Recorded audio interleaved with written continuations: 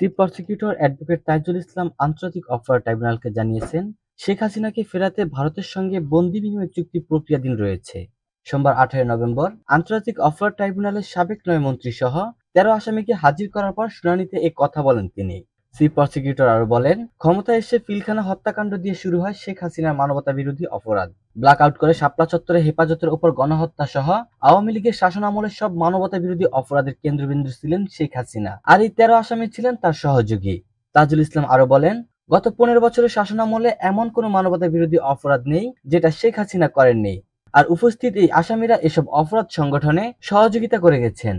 সর্বশেষ জুলাই আগস্টের ছাত্র জনতার আন্দোলনে 1,500-এর বেশি মানুষকে হত্যা, অঙ্গহানি সহ 25,000-এর বেশি মানুষ আহত হয়েছেন।